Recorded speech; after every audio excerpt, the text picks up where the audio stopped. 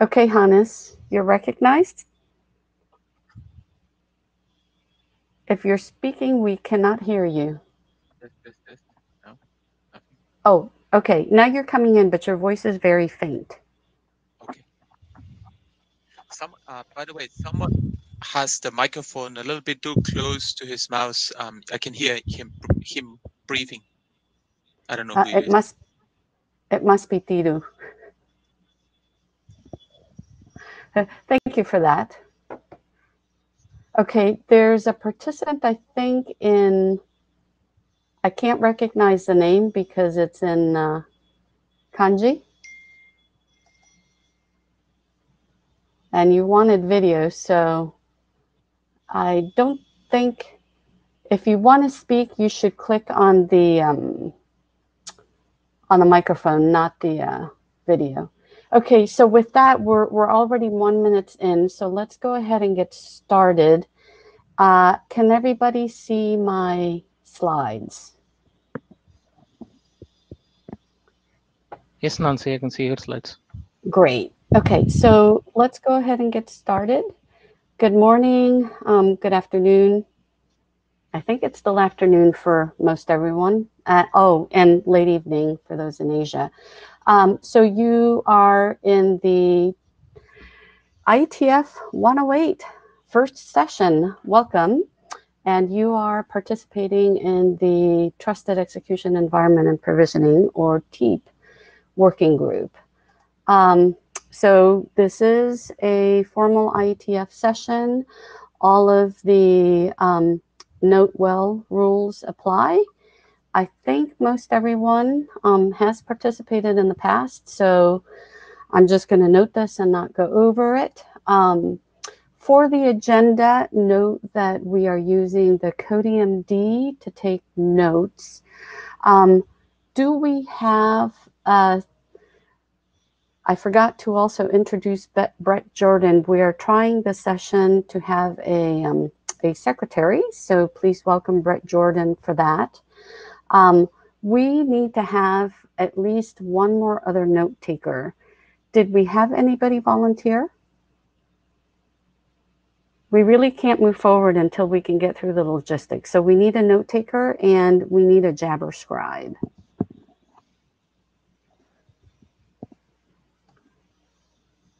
Anybody, please, so we can move forward?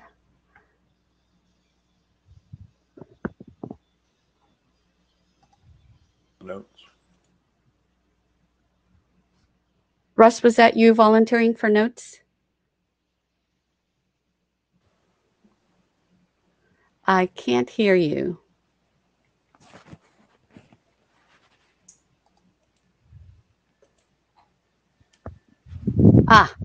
Michael volunteered too. Thank you all those who volunteered, Robin and Michael. Can we have a Jabber scribe, please?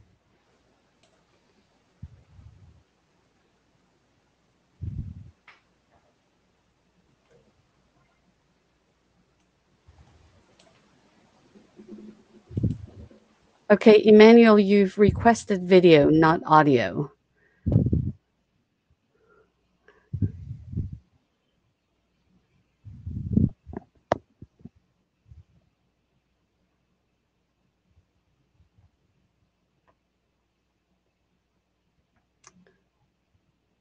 Okay, we can't move until we get a Jabber scribe, please.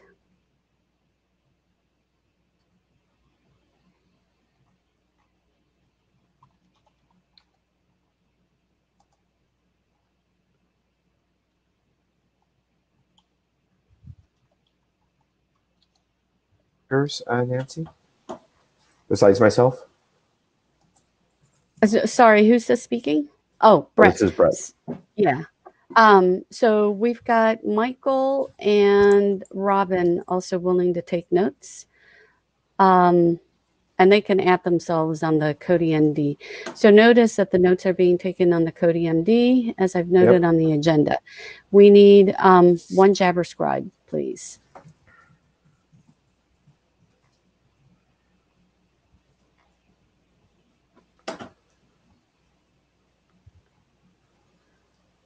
Okay, we're starting to eat into the agenda. Can we have a volunteer, please? I'm on Jabber. I don't know what you would want me to do, though. Okay, so if you can do the Jabber, that'd be great. Basically, if anybody types on the Jabber questions or comments, you need to let us know. Great, I'll do that. All right, great. Thank you. Okay, so with that, let's move forward. On today's agenda, and it is pretty full, we're going to have Ming. I don't know if I noted him on the call, but Ming will go through the architecture. Then after, we'll have Dave provide us the updates on the transport, Teep over HTTP draft, as well as the protocol. And then we can call the question if we need to do a second working group call for the transport one, as well as whether we're ready to move forward to publication on the architecture draft. Oops, sorry. Akira, I don't know if I noted you as the presenter for the hackathon report. And then lastly, we'll go through the milestones as those need to be updated. So with that, the agenda will be pretty full. Soren, I didn't see you submit slides too. So given that the agenda is full, I'm not sure we're going to have time, also especially since we don't have the slides, whether we can get to that. But I've added it just in case to the agenda. So any other comments before we move to the presentations? Going once, going twice. If not, let me just share the architecture slides. Ming, are you on?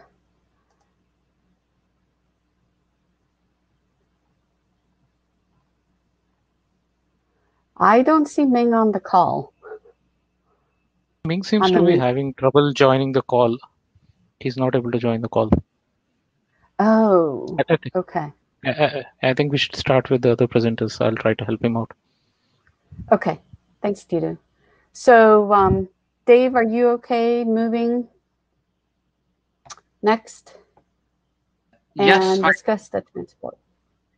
Is there, just to make sure, right now I'm using the override to present. Is there some particular thing that I should be doing to present here? I can also share. I think in the interest of time, I was just going to present all the slides. No, I'm saying for audio, then I just use the override mic. That's what I'm doing now. Yes. Okay, great. Then I am happy to go. If you want to go into, if you can make it go into full screen. Which probably, I don't know. I can't Windows, since I'm using Acrobat. We had that issue, okay. So I'm just going to try to expand this big. Is this big enough? It's okay for me. All right, so let's go ahead and get started then. Yeah. Yes. Okay, so one change to this slide. As soon as the window opened yesterday, I posted draft 07. This title slide says draft 06 for the transport. It's now on draft 07. 06 was what was posted at the time of the virtual interim meeting that we had back in April. So just wanted to let you know that I'm presenting the deltas between 6 and 7. Next slide, please.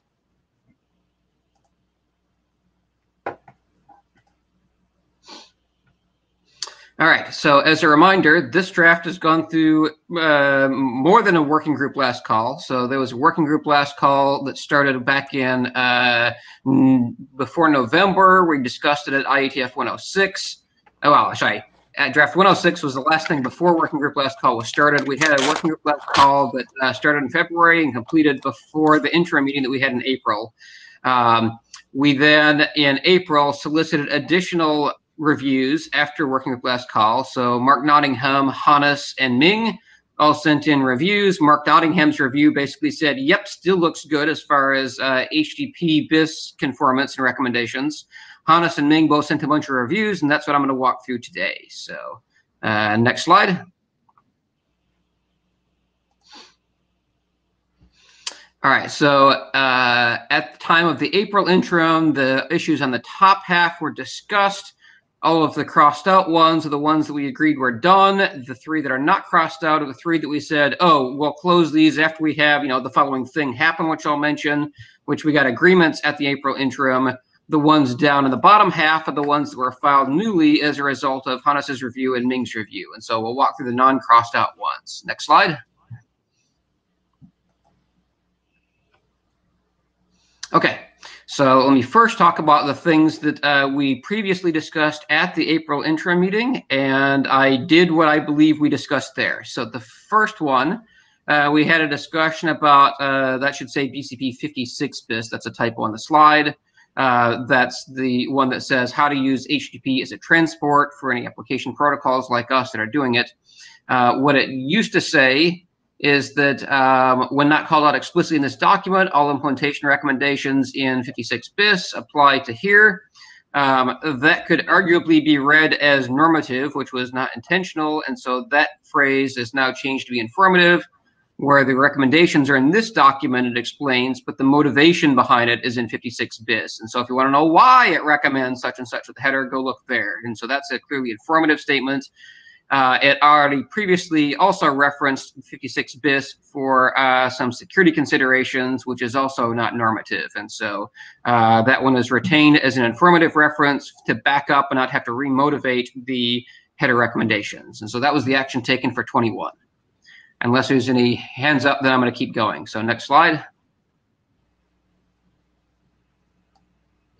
Okay, the other 2 we discussed there are related to the same text, and so I'll put them both in the same slide. So one had to do with referring to RFC 7925, which is about TLS considerations for IoT devices. And then we had a discussion in April about what it should say about why it allows HTTP rather than just requiring HTTPS. We said that, well, that was for constrained devices since there's already an end-to-end security protocol at the application layer. And so there's new text, which is those 3 paragraphs, or those 3 sentences. It's all one paragraph, but it's broken for readability here, that explains both of those 2 things. And again, my belief is that this text is consistent with what we already agreed on in April. And so, for example, notably, it does not discuss the use of HTTP for debugging, because we had a discussion of that and decided to leave that out of the spec and to only talk about the constrained node issue as the reason why it might be allowed, but you can say it's strongly recommended that we use HTTPS. And so, again, my belief is this has already been discussed, and this text captures the conclusions that we had in the April interim meeting. Okay, so unless there's any questions, let's keep going on. Next slide.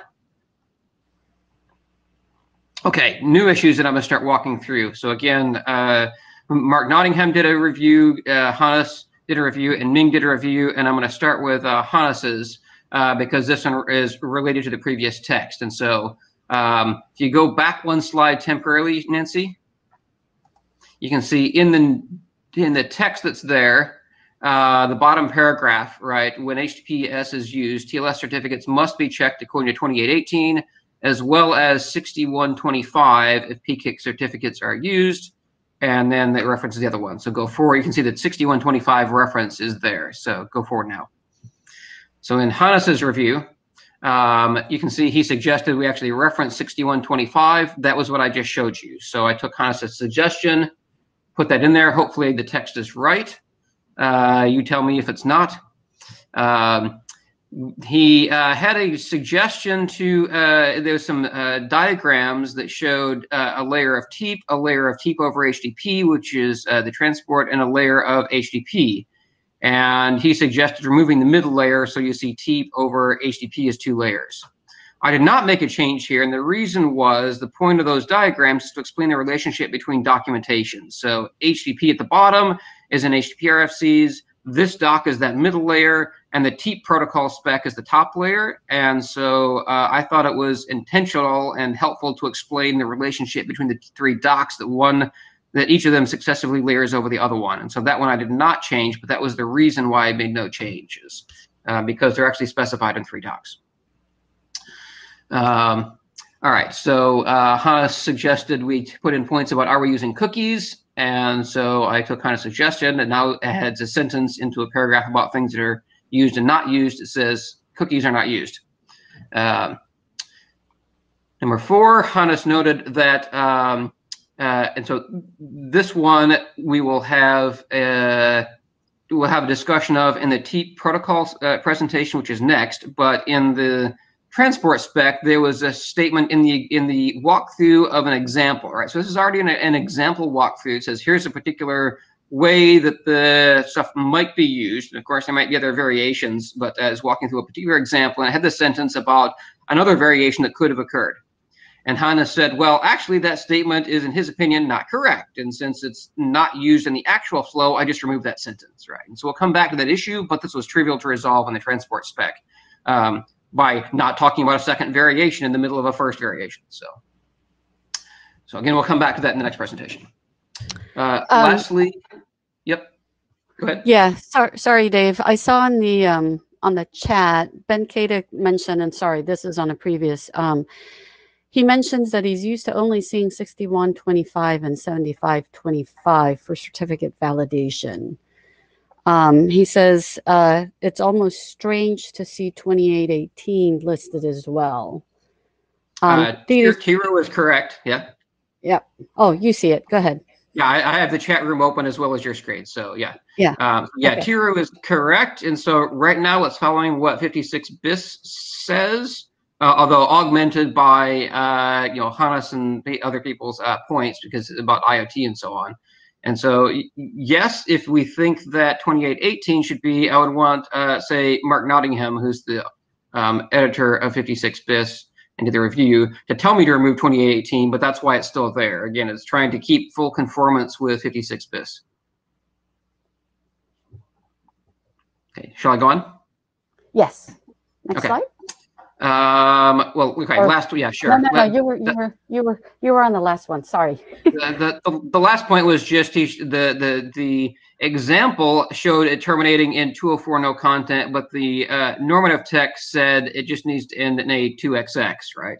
And he said, well, we should be explicit about if it should end in 204 or not. And so I added it should be status 204. So you're still compliant if you use a 200 with no content, but you should use a 204. Okay, as in the example I already showed. So next slide. So Hannes sent a long list of points, which is great. Thank you, Hannes. So the next one, Hannes made another specific suggestion to make text be more explicit. It said if the TAM, this is again what Hannes suggested, if the TAM does not receive the appropriate content type and accept header fields, it should fill the request, returning a 406 not acceptable response, and then it must include a content length header. I took the first sentence, that appears literally as Hannes suggested. The second sentence I did not include, and the reason for that is if it should be a 204, content length is illegal with a 204. And so it's present when you have a body, but it's absent if it's 204 no content, which must not contain a body. So since 204 is allowed, you can't say it must include a content length header. So that one I didn't take, but the other sentence I did take. And then lastly, the text said that the client uses the accept header. We didn't see any normative language there. And my response for that is whenever documents use it sends or it inserts or whatever, that's implied normative, right? There's the RFC editor guidance that says, avoid overuse of must and so on. And so my take is that the text was already normative as is. You can see there's the actual quote of a sentence, and that is normative wording, even though must does not appear. And so I did not make any change there. Hopefully people don't object. So next slide. Yeah, I'm watching the chat room, so. Great, thanks. Okay, so the next one is the one that I was hoping Mark Nottingham could be here for. I don't know if Mark has joined us or not. I'm just checking. He's not. He said he couldn't. Okay, got it. Thanks. I did not check email when I got up this morning, so. All right. Okay. Yep. I don't know if you're taking questions. Hannes is on the queue. Okay, I can take questions. Absolutely. You want to go back to the slide? I hope you can hear me. Yep. Yes. My reading of the BCB is that you need most of those or these excessive lists of headers in the case when on the server side, on the client side, it can be confused with web communication. But in our case, like this is not like the classical web browsing type of scenario, but it's something completely different. So my thinking or my understanding of the BCP was that in this scenario, this is not applicable. But clearly, Mark Nottingham would be the best person to answer that. And I think even his BCP should be crystal clear on those, because otherwise we are sending around a lot of stuff for no good reason. Okay, so Nancy, go forward a slide. Hannes is actually talking about the slide 8. Yeah, so I'm going to say what Hannes said, which will put his comments into context there, and then I'll respond here. So Hannes is talking about the first bullet here, which is the text is basically quoted in that second bullet. It says the current text says that you should have those 4 headers as listed there, right? Cache control, no store, etc. And Hannes's response was, well, he thinks that 3 of those are overkill, right? That the 3 other than cache control, he said those are overkill, and that's what Hannes was just saying.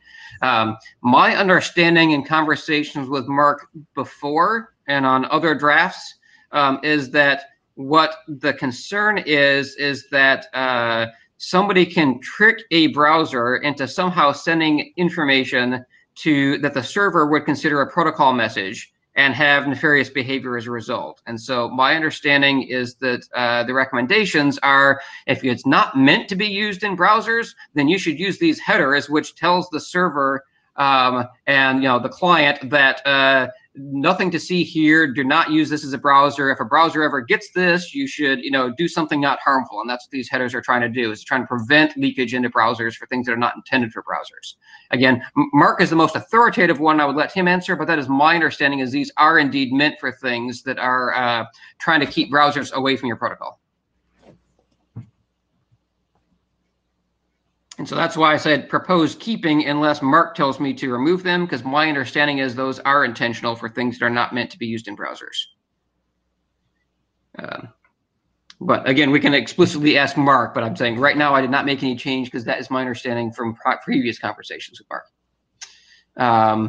Hannes then also mentioned that on the cache control one, he said, say something like it should be set to disable caching. Otherwise, there's the risk of stale Teep messages. And since that one's not a technical change, it already had the cache control no store. This one actually explains that one, and so I did add that text as suggested after the current should list of things. And so that's what I've done on that one. So I said that was probably Hannes's biggest comment. And again, I'm deferring to Mark, but my understanding is those are in there because Mark said so. And again, we asked Mark to do a re-review in April, and he said, still looks good to me for how we're using these headers. And so I took that as confirmation that Mark believes that we are doing the right thing with keeping all 4 of these headers in there as a should. If you have a reason to override them, it's only a should. So, if you think they're overkill, you don't have to implement them. But my understanding is they're there for actual safety. So I'm going to go on unless there's any other comments. I see nothing in chat. So next slide, Nancy. Okay, next one, it has to do with redirects, okay? And so Hannes pointed out the text currently says the redirects may be automatically followed, okay? So how should a developer decide whether it wants to follow that may or not, okay? Well, so what 56 bis says is, a user agent is allowed to automatically follow a redirect, right? Even if you don't understand the semantics, but you aren't required to do so. And so if an application using HTTP desires redirects to be automatically followed, it needs to explicitly specify the circumstances when this is required. So that text says, well, Hannes is right, that it doesn't explicitly specify the circumstances when it's required. And so we weren't doing the right thing. Thank you, Hannes, for pointing that out. And so there's a couple cases to think about that 56 bis mentions, right? What do you want the case to be when, say, a proxy requires redirection, right? It redirects you to the proxy, you have to log in or something like that. What do you expect the behavior to be? And the second one is, what happens if the server goes through some permanent change and moves, say, the path or something that's going to be listening on? What do we want the right thing to be? Okay, and so I believe this one is still open, that I haven't done a change for this because I wanted to ask the working group. Probably the simplest thing to do is to say that redirects must not be automatically followed. Again, this is about automatic, without user intervention. Okay, you just automatically do it. And probably the simplest thing to do is to say you must not do this, and that just says those two cases there won't work without human intervention. Okay.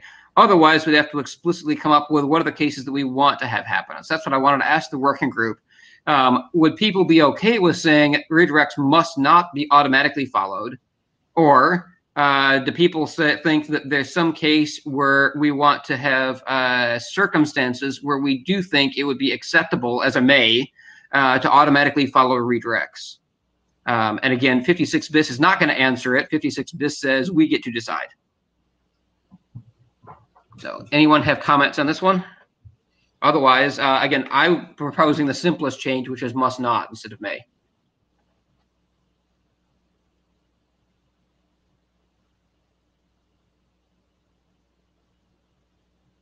Calling for opinions, hearing silence so far.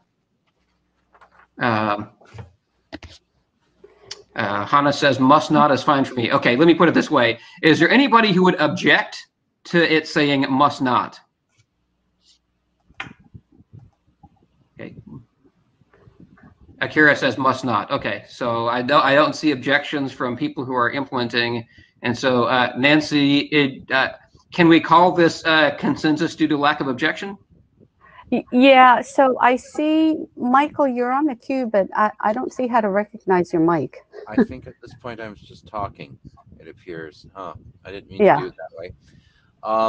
Dave, so my question is, so if I don't think I object to must not unless configured, but I'm concerned here that you said the word user a couple times in this discussion, and I don't know how users would ever actually be intelligently informed about that to be able to make a decision. So I think I don't understand that how that override would work.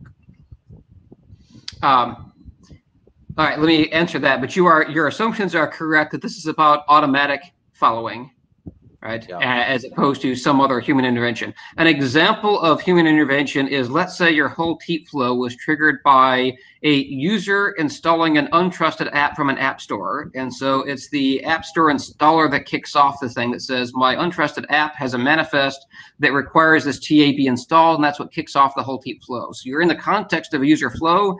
You could, in theory, do some integration that passes some request back to the human doing the install of the untrusted application. It would be a bunch of work, but it wouldn't be completely impossible. So. Okay, so that's how you're imagining that someone would do that, would override that. Yeah, I don't human conservation. Yeah, I can only install this application if this looks okay to you or something like that. Because I don't. That doesn't feel like a very good way to do things to me, and so. I was not proposing to mention anything in the text about users. So, well, the issue is if we don't automatically redirect, and we don't redirect in particular cases that we would enumerate, then it seems like we never redirect unless there's some override, and I'm difficultly understanding what that override could possibly be. And so what I'm reading is we never redirect. So I believe in practice that is a fair assumption, that if we change it to be must not, in practice that there will never be any redirects followed. And so if, say, the server URI ever changes, it's up to the TAM to configure the Teep, or somebody to send out a new manifest, or whatever it is to configure it some way, because you're not going to get it through HTTP, through an HTTP redirect. All right.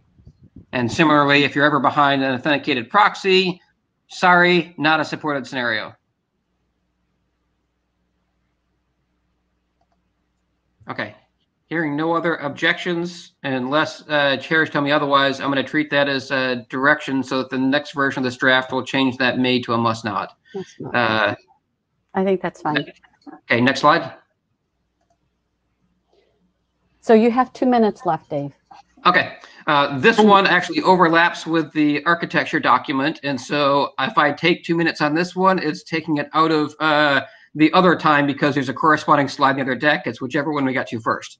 There was a suggestion from Hannes that section 3, which talks about the broker architecture, okay? And there's an example of the picture that's in that section. This is the one that talks about how the line between what goes inside the TE and what goes outside the TE could be at different layers here, right? In other words, the HTTP implementation in theory could be inside the TE. In most cases, it's the left line A. And so this section here is more about the whole relationship of how the things fit together and the protocol architecture than it is about the transport. So Hannes suggested taking this section in entirety, or almost entirety, because the last paragraph of this section is actually about the transport. But taking most of this section, just moving it to the architecture document. I actually agree with Hannes. And so in the architecture document presentation, we think it's done. This is the only remaining issue on the architecture document that the editors don't think has been resolved. And so I think, and apparently Hannes thinks, and now Ming thinks, that it's fine to move this section, which everybody's already reviewed because it's been through working group last call, but to move it from one doc to the other doc where there's already a broker section, but it doesn't have this level of detail. And so we move it presumably underneath that same section that's already in the architecture document, just moving some content. Again, the editors, we believe that this is fine. We just want to let the working group know unless there's anybody that objects to this, because otherwise the default answer is we're going to go ahead and move this one. Okay. If I don't hear anything else, you can go on. But again, that was 2 minutes out of the architecture document. Since I covered this first, I see Ming is on now, so I guess I've covered that one. So go on. Let's see, what do I have left? I'll try to zip through the rest, but that was 2 minutes of Ming's time. Go ahead, Nancy. So Ming's comments, there was a bunch of editorial fixes. All of them are done. For example, the most notable one was that there was text that could easily be misread, right? There was text in there that was using lowercase text that could be implied as saying that the TAM side must have a TE, and that was never the intent. And so it talks about considerations as to why you might want a TE there. So now it's explicitly a should, which was how Ming suggested moving the must implied to a should, which is now done. So that was the thing that was arguable as to whether it was editorial or not. And so since that was the original intent, it was not really editorial, but it could be read as being a normative change. So hopefully for the better. The last one, which is probably a larger issue to get consensus on here, is the scoping. And so in particular, there's some phrase there that appears in the abstract and the introduction.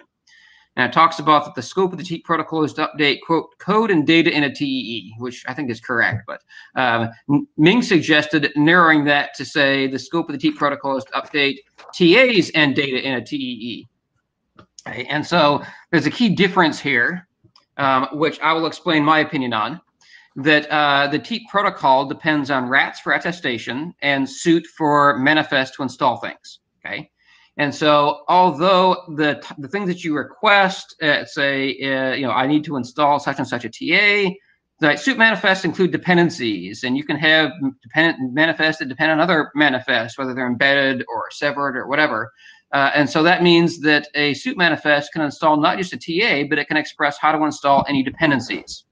Well, dependencies from a TA could include other TAs. It could include a trusted OS like opt. It could even include trusted firmware, versions of that. And so if you have a suit manifest for a TA that says, I depend on having, opt version such and such or later, and here's where to install that from, you can actually express that with a suit manifest and carry it into the protocol.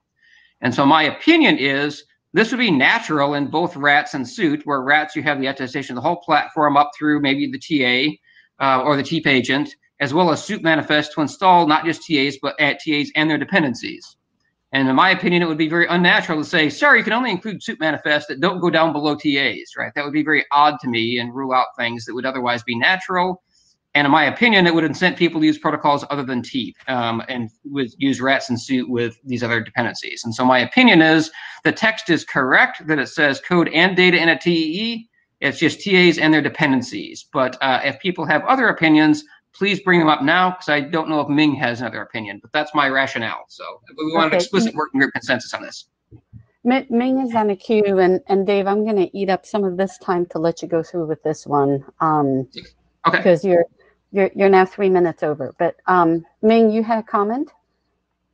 Yeah. Hi. Can you hear me? Yes. Yep. Okay. Right. Yeah. So I just really reiterate that in my view here. Ming? Ming just cut out. Yep.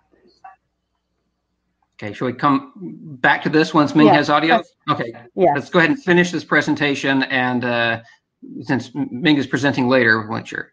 And at most, I'm eating up my own time out of the Teep protocol spec. So yeah. Is there another slide after this one? I think. Okay. All right. No, so that's it. That was the last one. So I'm happy to go on and come back to this one. Come back to this issue as soon as Ming has stuff. But. Okay. Well, hopefully Ming will have audio because I was going to let him present next. Okay, that's fine. So it sounds like we did, and we'll go over and confirm this on the mail too, and as we go through the milestones. So I'd forgotten that you'd had the second, that we had the second working group last call. So the only action that I noted is that we just need to confirm with Mark that yes, indeed, everything is still okay. We may be ready, barring your next set of updates, to go to publication. Is that correct? That is my belief, unless you're right. So there's two notes that I have. One is to change that may to a must not for the redirects. The other one is to move section 3. Those are the two pending changes that I would have. And then after that, my belief is that we are done and have addressed all comments. Again, I wanted to confirm that we've addressed Ming's comment, but that was that last point that we were having. But yeah, those are the two pending actions that I have noted. Okay. All right. Ming, you're still on the queue. Are you there?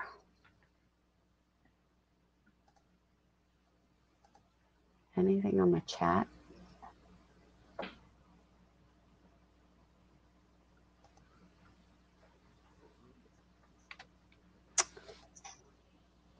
Ming, can you speak?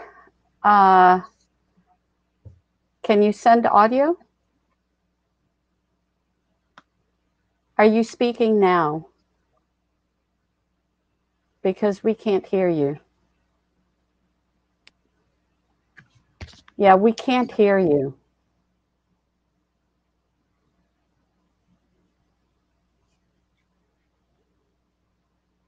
Okay, I suggest while Ming is resolving the audio that let's continue on to the protocol because we're running behind schedule. Okay. And again, you're welcome to call time on me this time if you want, since I ate up some of my own time here. So this is the protocol spec, which has not gone through working group last call. That's why this one was at the end after the other two, which have gone through last call. So Teep protocol 03 in progress. So next slide. Okay. All right, so the reminder of the timeline on this one, 01 was discussed at the virtual interim meeting. We had a bunch of discussion there. Shortly thereafter, 02 was posted to address things that were discussed there, which covered about 16 pull requests that were open at the time. Draft 03 was posted just after the suit hackathon. The suit hackathon, I at least was working on use of suit in Teep. And so I posted draft 03, which included 4 pull requests that resulted from learnings during the suit hackathon in July, the virtual hackathon that happened, 2 weeks ago. And so in particular, the most notable thing was something that could break interoperability. And so turned out there was a contradiction in the spec between the success message and the error message. The type numbers were something like, I don't remember the numbers, they were like 5 and 6. And they were in one way in the normative language in the body of the text, and the CDDL had the opposite number assigned to the opposite message. And so if one person implemented off of the body of the spec, and the other person implemented off of the CDDL, they'd have exactly backwards definitions of what the numbers were. And so I changed the CDDL to match the normative text. And so hence that one is a 2-character fix as opposed to a bunch of other text that needed to change. And so, or multiple other references. So I changed the CDDL to match the main text. And so anybody that implemented off of the CDL, please note you'll need to change. Anybody that implemented off of the normative text, you've got it fine. There are currently 9 issues left in GitHub that are still open. And again, this has not gone through working group last call, so I imagine there's more than 9, but there's 9 that I want to touch on some of. So next slide. Okay, so first issues related to the architecture document. Next slide. So again, I've separated these things related to Teep architecture, things related to suit manifest, and the things only related to this document. And if we don't get to those, then we call time. So these are the ones relevant to the architecture document. Okay. So in here, there's 2 issues. Here's what the architecture document currently says. Okay, it says that, and this is in the information that is passed from the Teep agent to the TAM. Okay, so it says you pass like a list of requested components, which say, here's a list of 0 or more, say, TAs or things that are requested. So let's say you had an untrusted app that depends on a particular TA and it wants to be installed and it can't really succeed without this TA. And so you pass this, I need such and such a TA, and that gets passed up to the TAM to decide whether it wants to grant that or reject it or whatever. So that's what the architecture document is talking about here. Okay, there's 2 ways you could, in theory, pass that information. You can pass those in attestation claims, in other words, inside the body of, say, an EAT, and this is actually what the architecture document says now. Or you could pass those in a separate query response field, okay? And so the Teep protocol, since I don't know that we've explicitly asked this question, but if for any reason we were to change from A to B, it would affect the architecture document. If we stick with A, it just means that we have to define the claims, which is up to us to do, the claim or claims, to say, here's the requested TA's claim, and we just have to define that. That is my assumption of what we've talked about before, but I just wanted to track that this was that issue that the Teep protocol document does not currently say anything about this, nor does it define any explicit claim, and so you can't actually implement this yet until you actually have a specific claim defined. Okay, so that way I could not implement this yet, but it says this is architecture says we need to do this, and that's why this is still open. And so we either need to update the architecture document and put it in the query response, or leave what the architecture document already says and define a claim that can appear in an EAT that can contain a list of 0 or more, 1 or more TAs, because we just wouldn't put it in if it's 0. Just checking. All right, so unless there's any objections, this is a track that still needs to be done, and the default answer is A because it does not require changing anything in the ArcDoc. And so in the past, we've had a discussion about any Teep-specific claims that are relevant to RAT would be defined in the Teep working group and reviewed by the RATS working group. I believe that was our previous agreement, but there's no draft that does that yet, but I believe that was the previous agreement between Teep and RATS. So unless there's any other comments on that, you can go on to the next slide.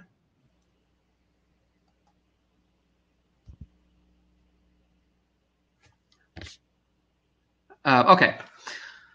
So the next question had to do with something that is not discussed in either place. So this one, you remember, let's say you had a TA that was installed because an untrusted app depended on it. Okay. Now you want to uninstall the untrusted app. Okay. That removes the last reference of anything that would ever call into that TA. What do? Is there a way to remove the TA? Well, certainly the TAM can always choose to remove any TA, but does the TAM know that there's nothing that would ever call into it anymore? How does it know that? Right now, there's no way for it to know.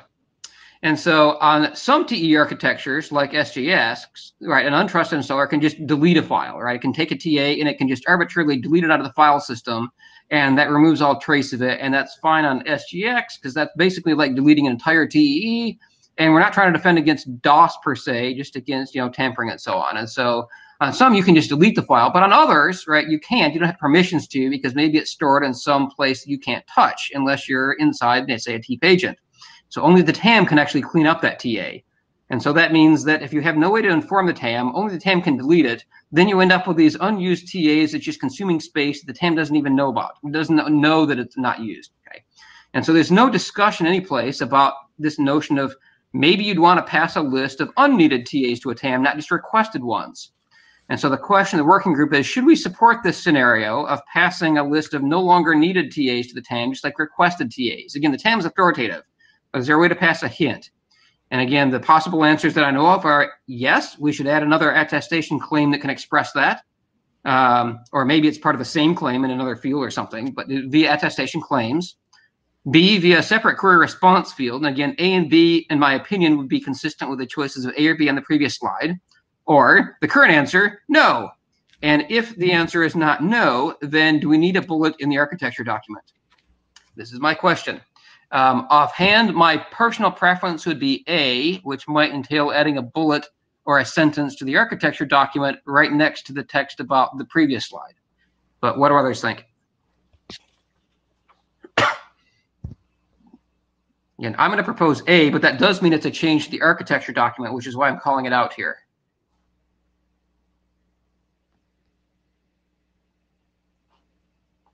Are there any objections to going through A to say that requested TAs and no longer requested or requested and add no longer should be symmetric and be covered the same way in any documents? Let's see. I see Russ +1. Hannes and somebody who I don't know their name because I can't read kanji, sorry. A might be good. And Hannes asked, do we really need to change the architecture document? Technically, I would say no, although the architecture document does have an implied list of requirements for claims. And if we think that this would be done via A, then it's probably easiest, especially for moving section 3 and touching the architecture document anyway. Akira says maybe A, both A or B are tough to implementing. Yep, fair enough. Okay, so it looks like I see emerging consensus and nobody on the chat anyway objecting. And so if anybody has an objection to A, please call it out. Otherwise, when I propose a pull request for moving section 3 for Hannes' request and from transport to architecture, I would also add a sentence or a phrase about this one at the same time. Okay. Okay, thank you, Sukasa. Thank you. All right, next slide, please. Thank you for giving me the pronunciation of, okay. All right, so now I know, Brendan, you're on the call. Here's issues related to you. Issues related to suit manifest. Next slide. Okay.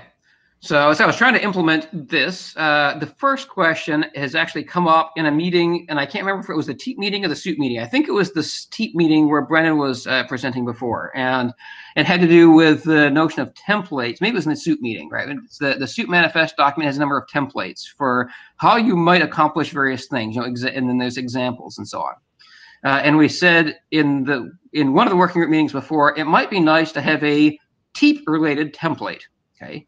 And maybe a Teep-related example. And so you can see here's 3 examples of things that it might be useful to an implementer such as myself to have a template or an example or both that actually walk through. So the first example would be one where a TA and a TEE are largely synonymous like SGX, and there's no notion of a security domain or the ability to enumerate and so on. So SGX or anything that's like SGX, where you don't have to have any SD step. There's not even an implicit one. It's just automatically one-to-one. Second example is I've already got a security domain. It's a global platform compliant security domain, and I want to install a TA into one that already exists. Okay. And the third example would be I want to install a TA into a brand new security domain that gets created, right? It's implicit or explicit. The template or example would show that and have that mention as to whether it's explicit or implicit, okay? And maybe 1 or 2 of these could be combined, but I think of these as 3 kind of cases to cover. Now that we use a suit manifest, right, all of these things are just down inside the suit manifest, and is creation of a security domain. In the past, we've said we did not want creation of a security domain to be part of the Teep protocol, but we didn't say whether it should be implicit as part of a suit installation or whether there should be some separate suit command to create a security domain that you could then install stuff into. I guess the most similar example might be in a suit manifest. If you were trying to copy a file into a path that didn't exist until you created the directory, would you want a create directory command, or is creating the path implicit when you try to copy into that path? That would be the natural thing. I don't know, Brandon, if you have any comment on that. Yeah, and for each of those, then, okay, go ahead. I'll stop and let Brendan talk. Go ahead. Okay, so when it comes to creating security domains, what makes sense to me is that they should be lazily instantiated. I don't see a reason to instantiate one before you have a TA to put into it. unless someone can give me a counterexample. So I think that's probably the right answer. And once you've got a security domain, installing a new TA into an existing security domain, again, looks to me like lazy instantiation solves that in exactly the same way as the previous. So if it's already there, you can install directly into it. By using path scoping, you're able to make sure that you can define ACLs for exactly who has rights over what. And if those ACLs are implicit in Teep, that's completely fine. So I think it all sort of fits in. And we did actually discuss this at the Suit Virtual Interim. What the conclusion that we came to at the end of that, as I recall, was that we would order the path segments in the Suit component identifier so that there was an explicit security domain level and that TAs would be installed underneath it. No, right. My question is, if it appears in these segments and that path component doesn't exist, and I could ask this in a normal file system install too, is the implied behavior in the suit manifest that you create such a directory if it doesn't exist? Is that the intent? Yeah, that's the intent.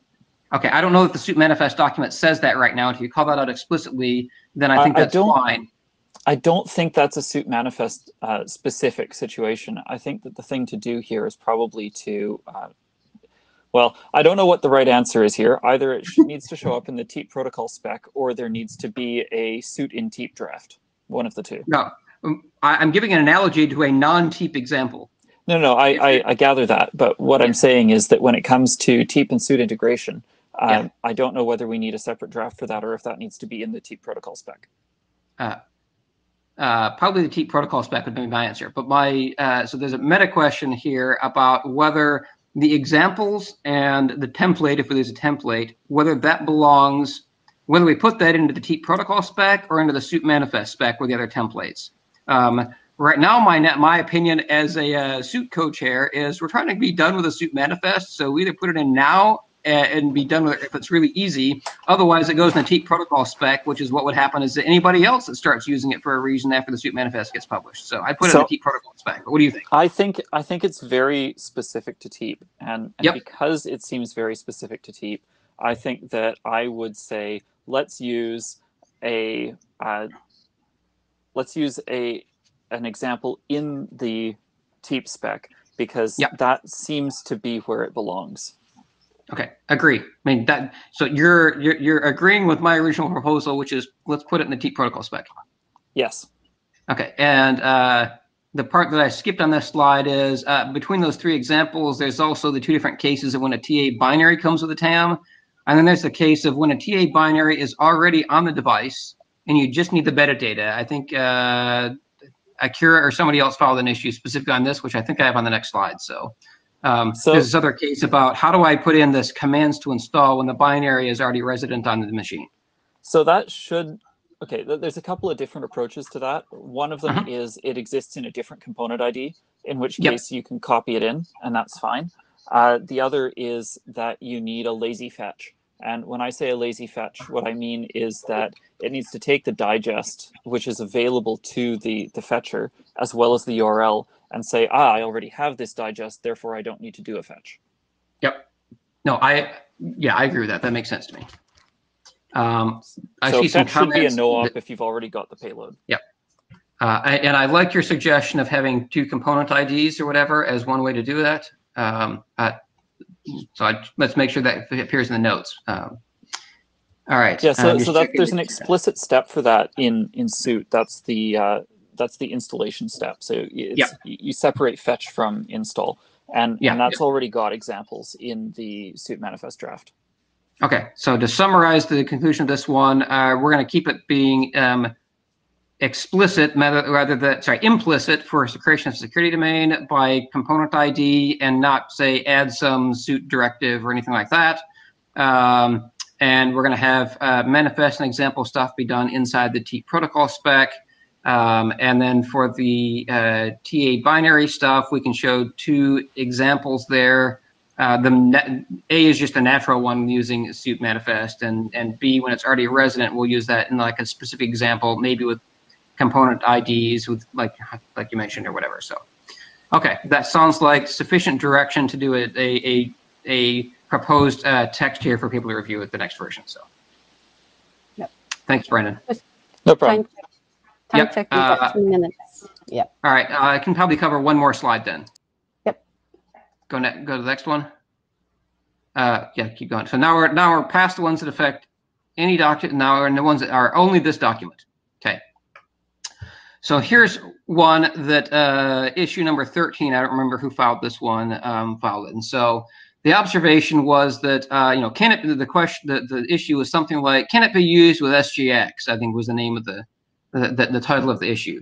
And so SGX already has its own Intel specified evidence format, right? It's not RATS-EAT, it's one that's already shipping and using, people use it now, right? RATS-EAT is still under specification.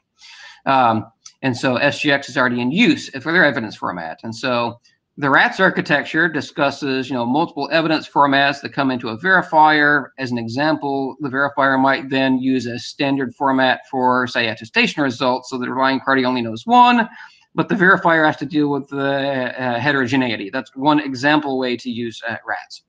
And so the question is here, should the Teep protocol, should it support evidence format agility, or, in other words, should it have a way to say the evidence format is an EAT or it's something else that's custom? That would be A, to say we recommend EAT and it's designed for EAT, but you can use stuff other than EATs if you want to. You just have to have a way to specify it in media type or a UID or whatever that says here's the other format ID. Option B is to say no, we are only going to support EATs, and if you got something else, you have to find a way to wrap it in an EAT, and then your evidence format just gets bigger and you need 2 parsers. Okay. And then C is, sorry, no, we're not going to support that. We're going to use an EAT and only an EAT, and sorry, if you don't like that, go away. Okay, that would be C. And so which direction should we take with the Teep protocol is my question for the working group. Hannah says, depends on whether people want to use Teep for SGX. I would say, my opinion, yes. The opinion for whoever filed it is probably yes. And I assume, I don't know if David Wheeler's on here, but I assume he's on the architecture document as a co-author because he wants the answer to be yes. So Hannah says, I would go for A, and I see somebody else B or A. My own opinion, myself, I would probably pick A, but I could live with B, but A would be my preference, but not C. And so far, Hannah says A. Somebody else says B, A would be okay too. Anybody else have a preference besides the 3 of us?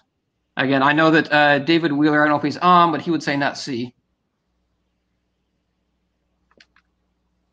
Okay, then I'm going to propose that as the author, yeah, A looks good. Okay, so fine. So the next version of the document, again, it hasn't gone through the last call or anything, so you get a chance to review this later, is we'll take a shot at doing A in the document and see if people like that. So, okay, so I think at this point you're going to call time on me, and that's fine to stop now, Nancy. Yes, we are running late. Ming, can you hear us?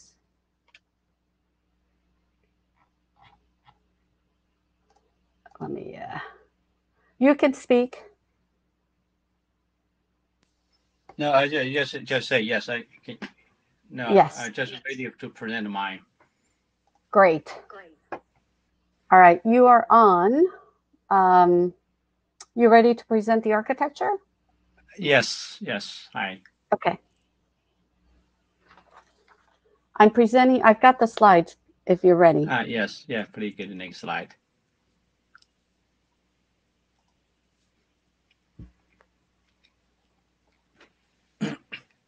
Cool. So we have a last work group called 8 version, and we get receive reviews from Russ and Daniel and Tira and so on, and mainly from Russ and Daniel have a long list of reviews. It's a very good feedback, and we have 3 revisions since then. I have a 9 to 12, and in next I'm going through the issue list we filed according to the comments given by Russ and Daniel.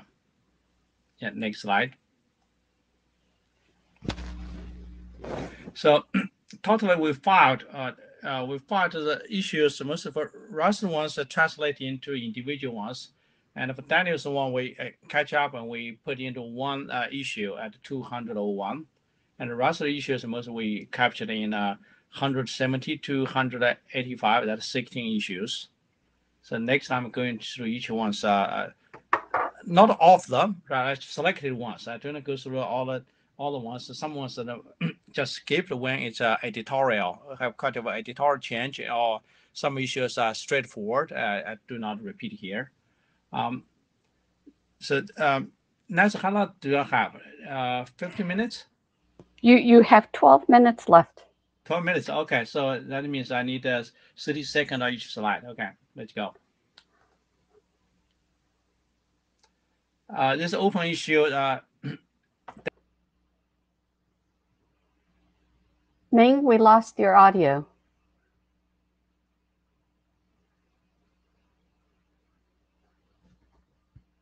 Presenter, or is it my audio? What's that? This is Dave. I can be a backup presenter in case we keep having problems with Ming's audio. Let me look at the chat.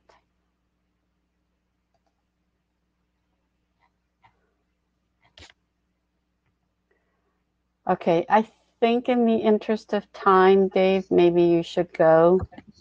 Okay, if Ming gets his audio back, I defer to him because he did the slides and I will be slower than he would. So we already talked about this issue. So you can go on to the next slide. That's the one that was moving section 3.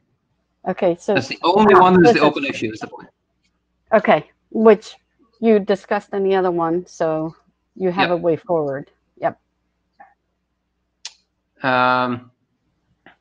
Okay, so here the comment was to add some examples to illustrate security operations and sensitive data by a TA. And so we added these 2 examples, like a banking application and credit card numbers. And so that's the actual text that was added. And so again, if we're sticking to about 30 seconds per slide, we can leave that up for a second here. Sorry. But go on.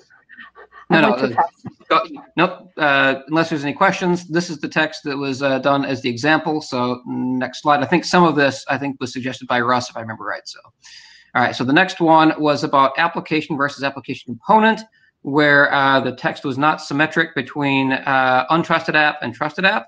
And so you can see the new text, which now says an application that runs in a TE, but for clarity, we kept or in some implementations an application component. And that's for people who would say, well, I use SGX and I never call an enclave an application. That seems odd. And so that's just to clarify. And then after that, it's always application. So that's why the or is still left in there. But now it's more in parallel. So next. Got to stare at this one. I'm not as fast at this one as Ming. So let's see. Revising the definition of CA. There was the old text and the new text. A CA is an entity. You can see the previous one. It didn't say, what a CA was, right? It just talked about other things without explicitly saying that what the CA was. And so the definition is actually a CA is an entity that issues and so on. So that was cleaning up that definition. Next. Okay, so here we made a change slightly different from the one that I think it was Russ had raised, but so there was 3 different terms and 2 concepts, not 3 concepts, not 1 concept, but 2 concepts. So between a TA software author, a TA binary signer, and a TA signer, there's now exactly 2 terms. There's TA developer and TA signer, with a note that a signer might or might not be the same entity as the TA developer. Okay. And so an example when they're not, and it's not walkthrough in here, but for those people familiar with Suit had a discussion of requirements for the manifest that you're going to have countersigning. And so somebody else might have to have a second signature. And so the example here is, let's say the device administrator has to authorize a particular TA. And so it's the device administrator's signature that counts, not the TA author signature that counts. And so that's why there's 2 different roles here. And so we didn't combine them into 1 term, but we at least made all the language be consistent as only using those 2 terms. So next slide.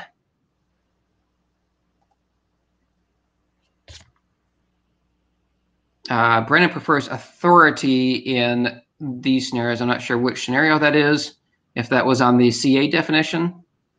Yeah, I'm guessing that was about certificate authority versus the other. CA has 2 expansions.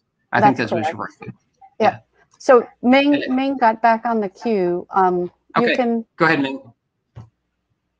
I'll hand it back to Ming. Ming? Yeah, I have network issues, and I'll come back. Okay. So this add integration. Yes, this also says support both confidential and integrity protection. There's a word missing there. So the old context there says preserve confidentiality of sensitive data there, and we changed to add the preserve confidentiality and support integrity protection. That word changed, and Russ was good at that one. You may change. The both places we add that one, expand confidentiality, integrity, make that sentence complete. Next slide.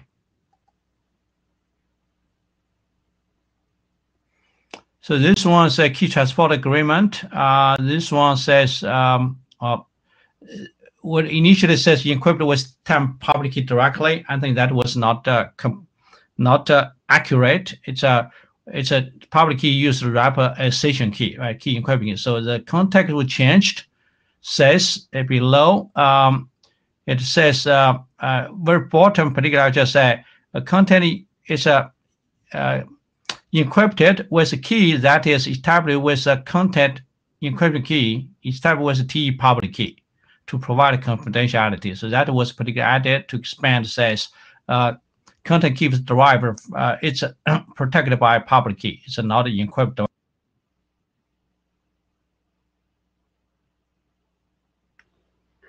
Poor Ming. Ming, we lost you again.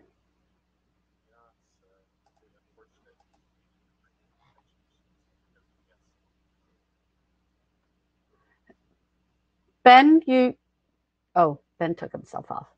Okay. Dave, go ahead. All right. Continue. So I'll just try to finish what he was saying. We tried to take Russ's comment here and correct the text, and so you can see the new text on the bottom that addresses Russ's comment about what was incorrect. Right? It doesn't encrypt it with the TAM public key; it encrypts it with a key created from the TAM public key, or established with the TAM public key. And so the new text should be saying that. So. Yep, that makes sense. Next slide.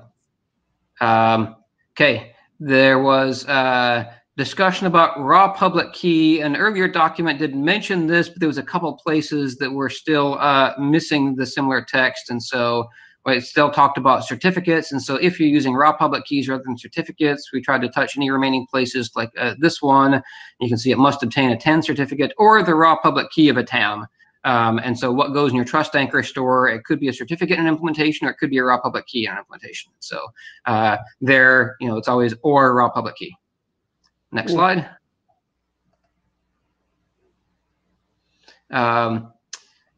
Discussion about a certificate that never expires. Okay, and so there was, we should add a sentence because there's a reference that I think Russ pointed out. Here's a place that our existing RFC that talks about how to do certificates that don't expire, or considerations around and recommendations around what to do. And so we added that particular text to reference the specific section that Russ pointed out. Okay. Let's see, this one is long. Discussion to cover compromised trust anchors. So Russ's comment was, please expand this discussion to cover compromised trust anchors and compromised intermediate CAs. So we added in those sentences to talk about this. And since we've only got about 30 seconds per slide, I'll leave it up there for a second here as people want to scan through it in case there's something that jumps out at you that you want to talk about. Because I don't know what to highlight here or what Ming was going to highlight. Did Russ comment on all these updates, or did these updates just come recently? I don't think that Russ has commented since we addressed it. So okay. Again, Russ, if this doesn't look good to you, please let us know. The editors believe that this does what you were looking for. A discussion of compromised trust anchors and compromised CAs, not just intermediate CAs. We covered intermediate and, in theory, root CAs, but that's the third this paragraph. is the first I'm seeing it, so I'll look. So you can review it offline if you need to. So yeah. Yep. You don't have to give us an answer in 30 seconds. So. All right, let's go on to the next slide. All right, so now we're on to the last parts, which is Daniel's comments. Most of his comments were editorial, and so those are done. And so there's only a couple things to talk about here. We fixed TAM in one place. Probably doesn't need to be highlighted there. Device definition. There was this place where it talked about trust anchors in a device that was confusing. Trust anchors are in, the Teep agent and so on. There was this table of where keys are stored, and now it always tries to match that and doesn't have any of this generic hand wavy text before. So those are pretty easy. Next.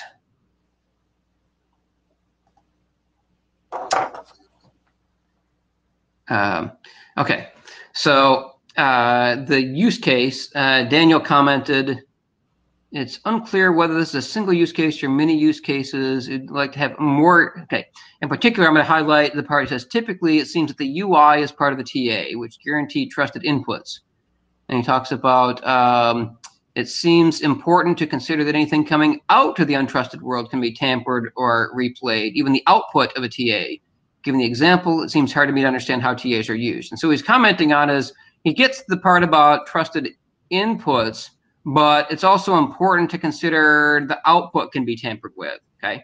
And so you can see the change that we made there, because this is giving an analogy to things like, payment terminals and so on. And so it says such an implementation often relies on a TE for providing access to peripherals such as a PIN input, okay?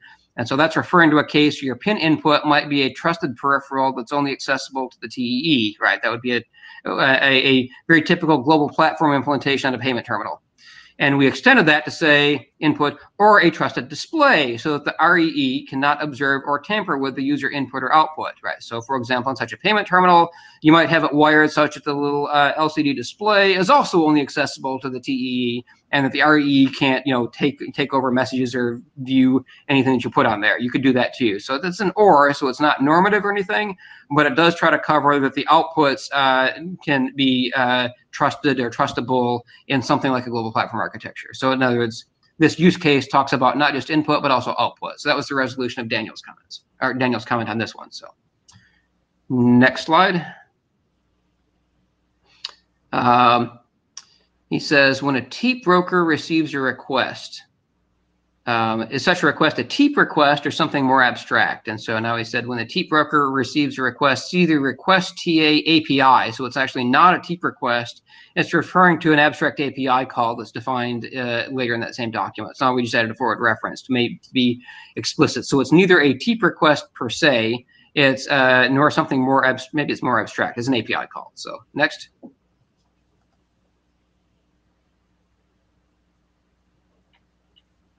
Hannes, or sorry, Ming, are you back? Yes. Okay, go ahead. Back to you. Oh, no, you can. Okay. So this one. So this one, this comment was trust anchor started in the TE. It suggests that one should be in Teep agent. I believe this one.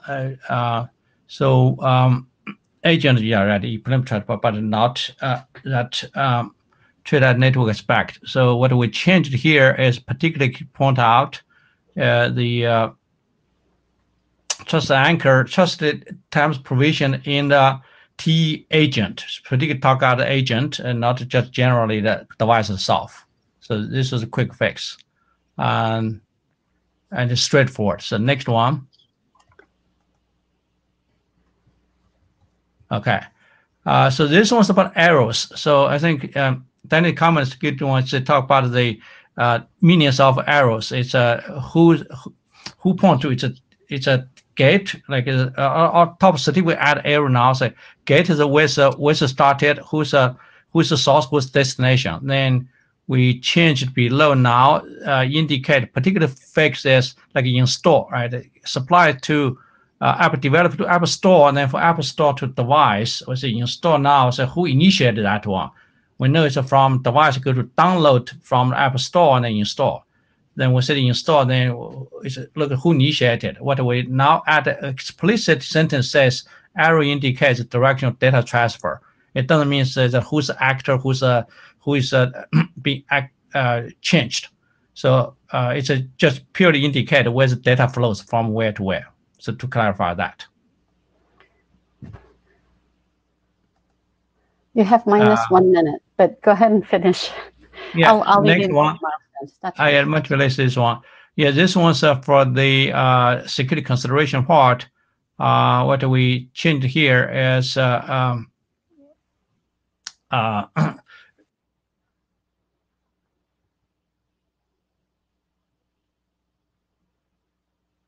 Ming, did we lose you again?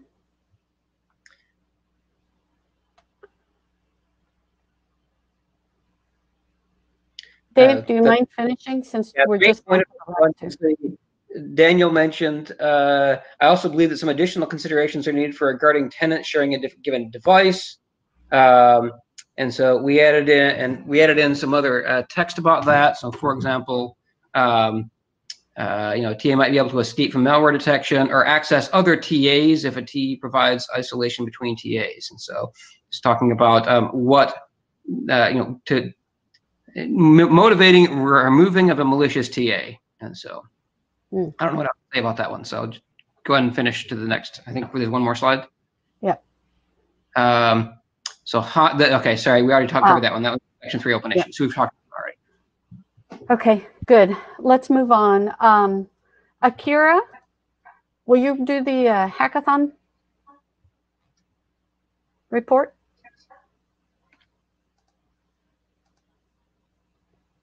Oh, Kohei. Go ahead, Kohei.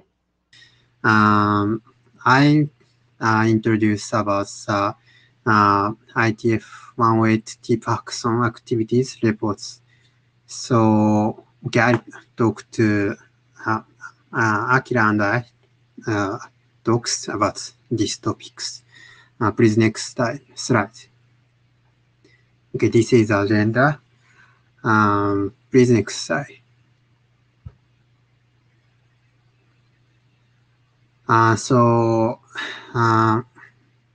In this IETF, so last week's there are IETF hackathon weeks. So, but in this working group, Teep working group, there are no hackathons events. So, but so the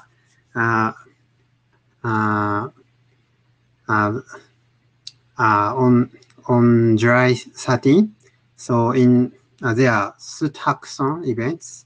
So that is about of course literally suit working group, but that contains 3 projects related with Teep. So there are some Teepers in this hackathon. There are 3 topics. First one, use of suit manifest in Teep, and second, encrypted Teep binaries, and third, TAM and Teep agent using suit manifest. So, Dave and Hannes, is there any information about your activities?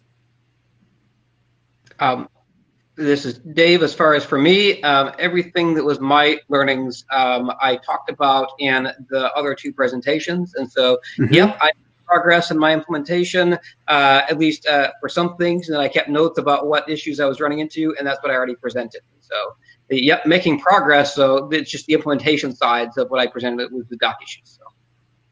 Okay. How about Hannes? Hi. Yeah, I made some progress, but not as much as I was hoping. I'm still on track for the encrypted DA binaries, which I hope I can then contribute to the list, and then maybe as examples to the draft as well. So that's still my plan, but got quite far already. Not so much during the one day itself. Afterwards, yeah. Okay, thank you. Okay, please next slide.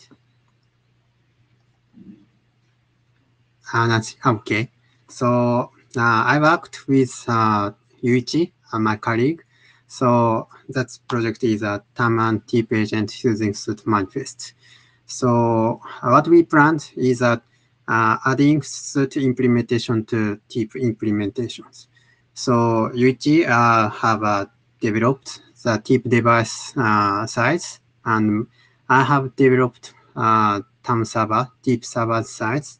So in this hackathon, we planned to add support of suit for our Teep implementations. So in this hackathon, we achieved the success of adding implementation of handling Teep message with static suit manifest. So at first, we make an example to set up install message that contains suit static manifest. That is static, not dynamic manifest. And finally, two implementations can exchange the Teep protocol message with each other's implementations. And some additional security mechanism for signing, verify function is fine. And finally, we learned, so at first, I already said, so there are some times to discuss and understand to Teep protocol message design. So if there are sample example Teep message, that is very useful to understand and developing Teep implementations. And especially so, suit manifest can express the dependencies of applications. Of course, so in Teep side, also uses same mechanisms. So, but that is very complex for me, for us, for developers. So that is example is for desire. Please next slide.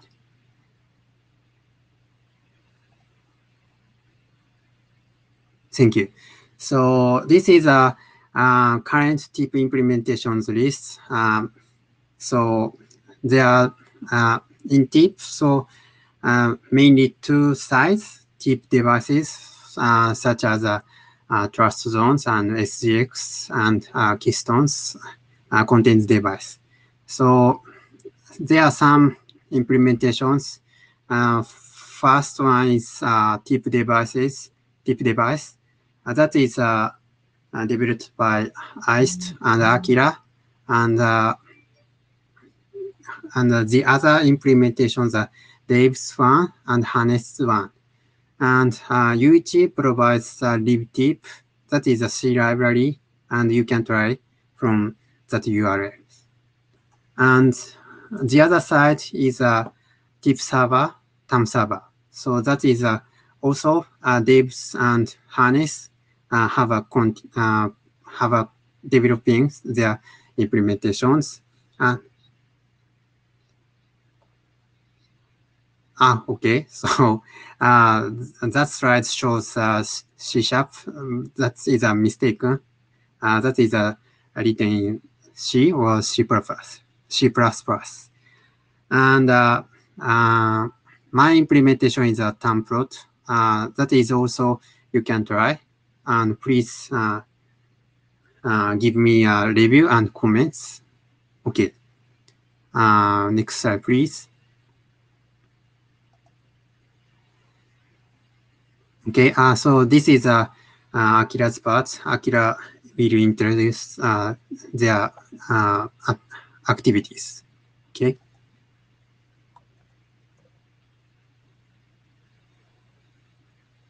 I'm not sure if Akira wants to speak. He's requesting video. Akira. Okay, here we go. Oops. Oh, Akira, you. Okay. Akira, you have audio? You can speak. Is my mic working? Yes. Oh, yes. Thank you. Yes.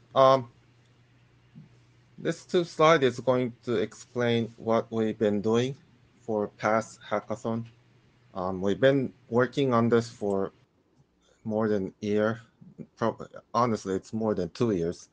But we never open up the source code or anything. So the person who was in the hackathon and was in the same table or something that only knew what we were doing. So this something I would like to explain what we've been doing. Initially, we did an initial prototyping on the board, more specifically 96 boards, and then we heavily customized that initial implementation on the Opti and AIST. So changing the dev board or running on other Opti was completely was very difficult. So we started with finally, after the hackathon in this February in Berlin, we started to generalize our implementation, general LPT on QEMU, and that was really a big job. It wasn't really going to help the Teep implementation directly, but we had to make it something generic so we could move on. And then we are moving to porting on RISC-V, not on any hardware, or just on QEMU right now. We do have a board, but first we want to run it on the QEMU. And so that's the entire story of what we've been doing. And right side is the picture of the Teep architecture in slightly easier way to understand on ARM and RISC-V. RISC-V and ARM is completely have different hardware implementation. However, writing on horizontal way is something it's similar on RISC-V. So next page, please. Yes, and so this is the implementation we've been generalizing from some of the feature we've been removing from which does not relate to Teep in our initial prototype. Something we had our own trusted boot or secure boot. So this is the Teep broker, Teep agent, and example Hello app and Hello TA pair. And to test with our Teep device, we've been using Teep TAM Proto developed by Secom Kohei. And the left side is for the person who is new to RISC-V, is a little bit of explanation. RISC-V has few privilege level. The highest level is M mode, and second level is S mode. So normally Linux kernel or any operating system will be running on S mode, and your application will be running on M mode, U mode.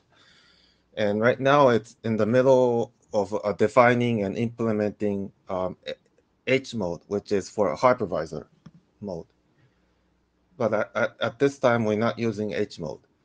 And on the right side is the trusted world. And there's already Keystone project for providing TE program environment for the RISC-V from UC Berkeley. So we're using Keystone infrastructure and adding global platform like API. It's honestly, it's subset of the global platform API. The reason we're using global platform API wrapper on top of the Keystone is make it easier to port the application TA from ARM ARM to RISC-V. And also we have this GP API wrapper on SGX2, but right now we're just focusing on compatibility between ARM and RISC-V right now.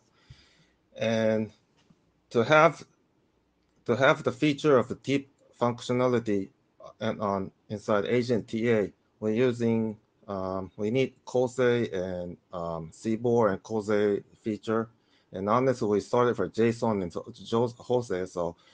So to have those features, we've been using the WebSocket library and embed TLS, and we haven't started to use it, but we're definitely going to use QCBOR. Is that a pronounce correct one? Yeah. And the other side of the Linux side is Teep broker And Teep broker, we're also using libwebsocket for the HTTP handling, and also initially we were doing JSON handling and Jose handling. So we've been using it, but it's a bit overkill for just handling HTTP right now. But right now we're just using it as it is. And the embed TLS doesn't have to be embed TLS. It could be open SSL or anything, but it's using a similar makefile from inside the TE side it's easier to implement it right now. So we're just using the same pair. And at the moment, mostly we've been able to finish porting to generic QEMU on Opti, and not perfectly working, but and right now on how it's right now in the RISC-V is we just managed to able to finish the build on Teep agent TA and hello TA on the QEMU RISC-V. Still having a link error, but it was really helped. Having a GP API wrapper was really helped because we only able to successfully able to build in about 2 weeks. If we didn't have a global platform API like a wrapper, then it will be taking much longer. And the other side is still working on it on the Linux side. Yes, and that's for finish for page 9. Yes, and yeah, all the people who contributed on the hackathon and implementation. Thank you.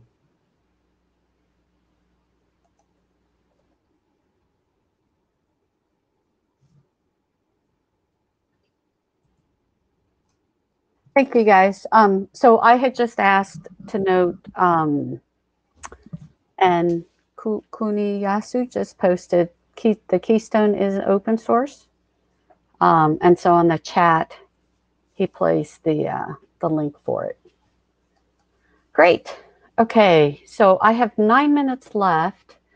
What I wanted to go through is we need to update our milestones because we're a little lagging. Okay, we may be a lot lagging. And so what I've noted here on the left-hand side, when you look in our tracker, these are the old dates. And so we're actually doing okay. We're running somewhat behind. I suspect, given that we still have to discuss more on the open issues for the protocol, my suggestion is that we may be ready to do a working group last call on the protocol, but it sounds like we may need more time. So speaking to the authors of the protocol spec, when do you think the issues, I'm getting a sense that we may not be ready until November. Yes. Okay, so Dave, I think you're still, go ahead. Yeah, it's certainly not going to be for August. You can see that I didn't actually make it to the end of the open issue slides. Correct. And so there are some things that we have not had a chance to discuss as a working group, which we can move to the list. But the point is that we're not going to be ready for working group last call in August. November is okay. That's still aggressive, but it is still maybe doable. But since we're still in the middle of implementations, we don't have full implementations.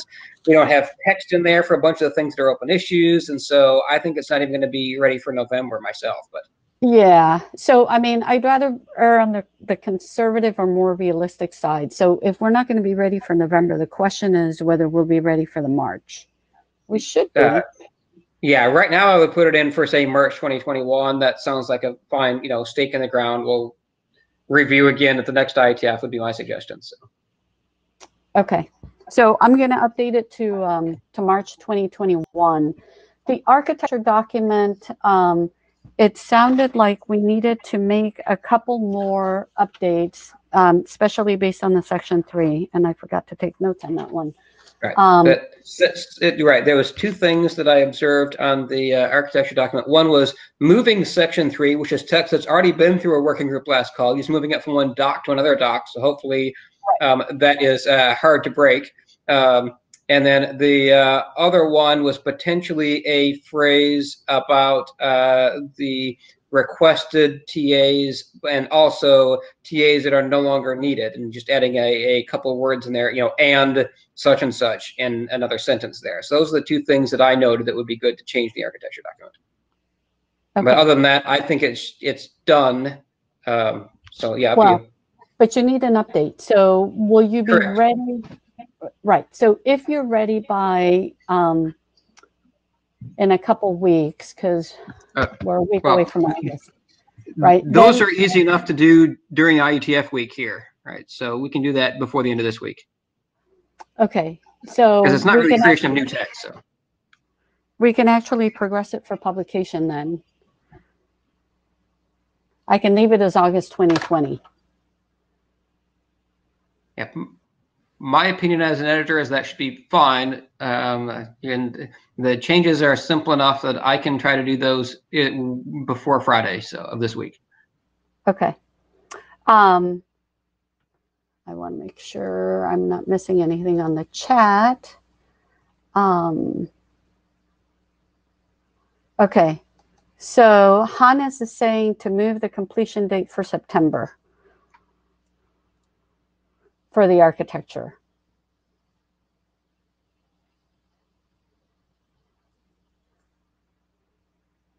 So Dave, are you okay with that? It gives you a little bit more time. Affect what I'm going to do, and so I don't care because you can always beat it, right? So. Yep. Okay. If you submit the ISG in August, then that still is ahead of the September milestone. So I don't have a preference between August and September. I'm going to do the same thing either way. Okay. Well, I'm going to move it to September, presuming I can update these this week. Okay. So that speaks to the architecture. The transport, when I did these slides, I'd forgotten that we had that second working group last call.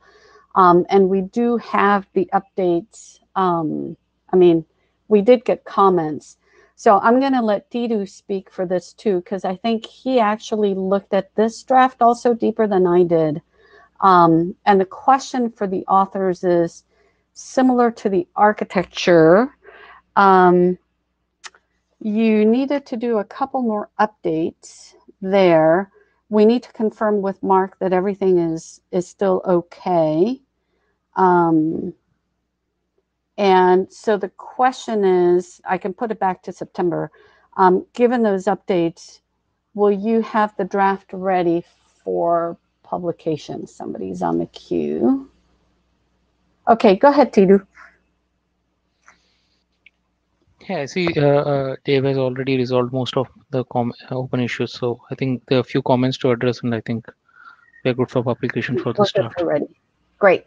So Dave, you also were on the queue. You're recognized. My opinion is the transport spec should have the same date as the milestones as the architecture document. Okay. Meaning, I believe it is just as ready. It needs another update just for some trivial things which we've already discussed, but I think both docs are basically in the same state as already having been through the working group last call and just addressing things now. If Mark comes back and says, hey, somebody's right, you should change the such and such texture on headers, that would change things. But right now, my assumption is that Mark is still just as good with it as he always has been, and it's in the same state as the architecture documents. Okay. Excellent.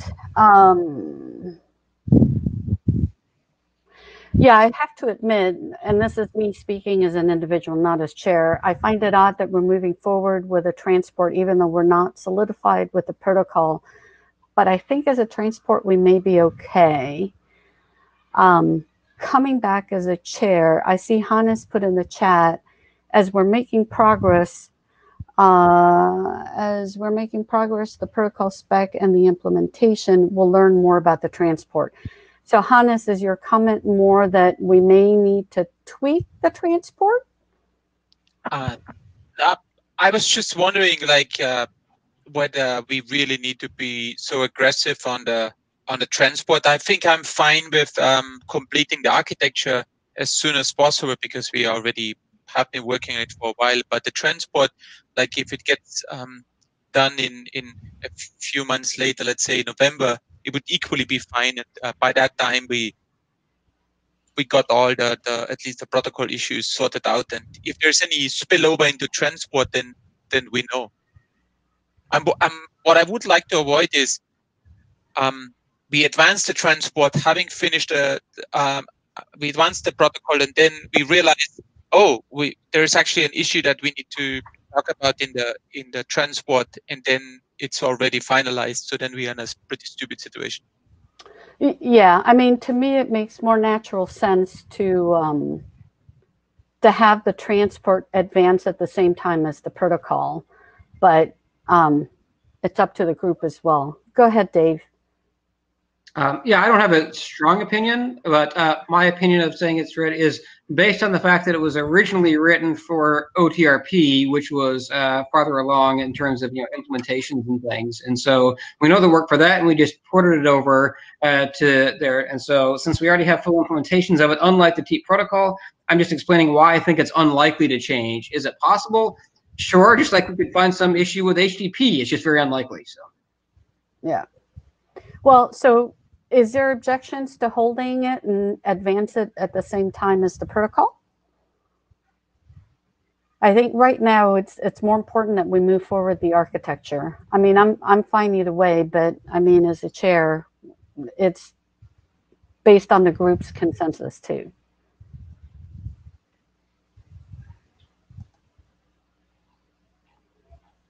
If you hold it till the Teep protocol is done, that just means that probably the transport doc would have to keep being revved from expiring, which is just more work. So not out of the question, just more work to keep it from expiring. So okay, so let me just confirm that one on the list because we're out of time and we were asked to complete on time. So I think with that we're ready. We'll just wait for the updates on the architecture and move that one forward. I'll confirm the transport one on the list. And I think we're ready to go. We'll continue with the protocol. With that, let me close the meeting. Thank you, everyone, for participating, and we'll continue on the mail list.